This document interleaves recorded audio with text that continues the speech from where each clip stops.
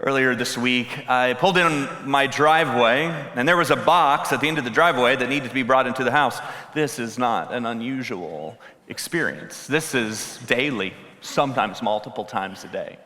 And we do this little thing in our house where she orders boxes, and I bring them in, then she empties them, and I take them out. I don't usually know what's in the box. It's just a dance we do. But on this occasion, I looked at the box, and it said right there on the box, it was a dirt bike, like a motorcycle, but it was small. And I do a little processing, and I realized my wife has ordered a motorcycle for my 3-year-old grandson. If you know my wife, you know that she's from Kansas, and this is how they roll in Kansas. You get a dirt bike when you're 3, you drive a combine when you're 10, and you get your driver's license when you're 12. Like, that's how it plays out. And so she got him this dirt bike, and I see right there on the box, it says some assembly required. What some assembly requires means, it means that the company that made the dirt bike didn't want to finish making the dirt bike. It means that they almost made the dirt bike. Like, they were about halfway through, and they're like, you know what, we've done enough work for today. Just put the rest of the parts in the bag. I'm sure they'll figure it out. And so I know how this is going to end. It's going to end with me on the garage floor crying. And so I'm playing this out in my mind, how it's going to happen. I'll get the parts out. I'll study the instructions like they're the Dead Sea Scrolls, not making a lot of sense. And my wife will come out and she'll say, how's it going?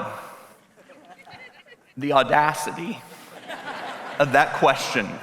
We've been married 30 years and you're asking me how it's going. Like, you know how it's going, and you're so much better at this stuff than me. Why am I doing this? Just because I'm the man of the house? And so I'm putting the motorcycle together. There's extra parts left over. I convinced myself they include extra parts rather than telling myself my grandson's motorcycle is structurally compromised and we'll invest in a good helmet, it'll be fine.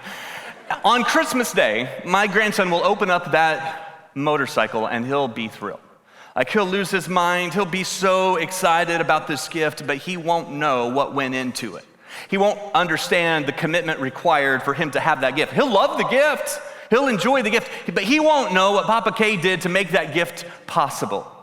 And as we approach Christmas, I'm just struck by the reality of that when we talk about this gift of Jesus. Like, we receive it, we sing about it, we're thrilled about it, but we don't always stop to really consider what's involved, the kind of commitment that was required.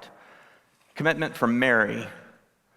Mary is dreaming about her wedding, thinking about her future with Joseph, so excited about what lies ahead. An angel shows up and says, Mary, you've been chosen. Well, that sounds amazing. Until you think about what's required of her.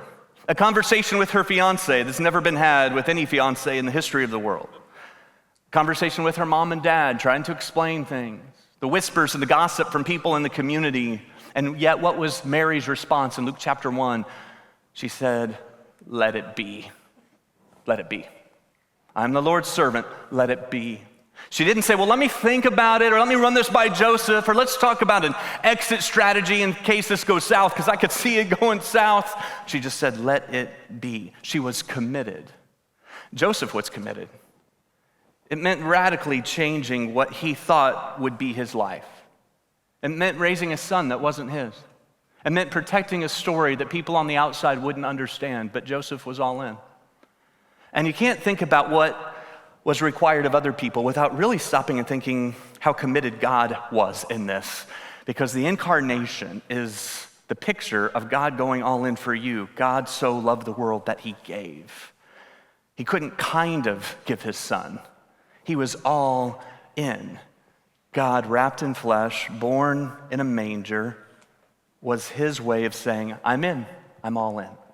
And so the invitation for you as we end this year and start the next year, as we celebrate Christmas, is just to ask yourself, am I all in? Because for many of us, our decision filter operates with security. Like, we're afraid what we'll lose if we go all in. We're afraid what we might miss out on if we go all in. And so we think to ourselves, the best way to make decisions for my life is to not get too carried away, to try things without committing to things.